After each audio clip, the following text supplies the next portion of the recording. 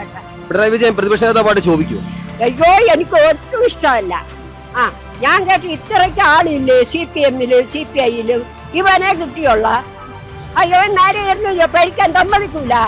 അത് തന്നെ പേര് അവിടെ ഇരുന്നോണ്ട് ചൊറിയും. ഇവൻ ഭരിക്കാൻ സമ്മതിക്കും. ഇവൻ പറഞ്ഞെന്നാ പിന്നെ അണികള് പറയണ 10 ദിവസത്തെ ആയുഷ ഉള്ളെന്ന് VD സതീശന്. ബാക്കി ഇവൻ കൊണ്ട് സെൻട്രൽ ജയിലിൽ ഇട്ടു.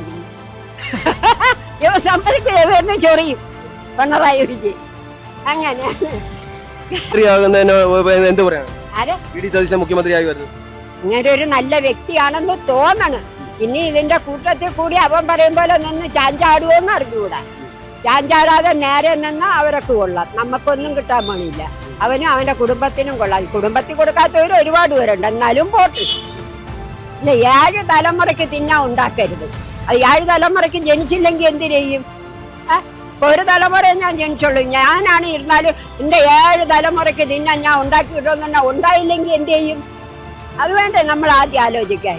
അതുകൊണ്ട് ആ മനുഷ്യന് ഈശ്വരന്റെ അനുഗ്രഹം ഉണ്ടാവിട്ട് 20 വർഷം ഇരുന്ന് ഭരിക്കണമെന്നാണ് എൻ്റെ അഭിപ്രായം. ഞാൻ പറയുന്നത്. പിന്നെ ബാക്കിയെല്ലാം അവരുടെ കയ്യിലിരിക്കും. നമുക്ക് ചെന്ന് ഒന്നും പിടിച്ച് ചെയ്യാൻ പറ്റൂല. നമ്മൾ എന്നാക്കാൻ നിങ്ങൾ ആര് വോട്ടറാക്കാൻ വരുമ്പോ അയ്യോ അമ്മച്ചി ചേച്ചി അങ്ങനെ ഇങ്ങനെ നമ്മൾ തിരിച്ച കാര്യത്തിനല്ലോ നിങ്ങൾ ആര് എനിക്ക് നിങ്ങൾ അറിഞ്ഞൂടാ ഇങ്ങനെ പറഞ്ഞ യവനൊക്കെ എന്ത് ചെയ്യണം? അറിഞ്ഞ് കുറ്റി നീരാക്കി വിടണം. പിന്നെ നമുക്ക് കൈവാക്കിന് കിട്ടൂല. അതോ കൊടുക്കായിരുന്നു.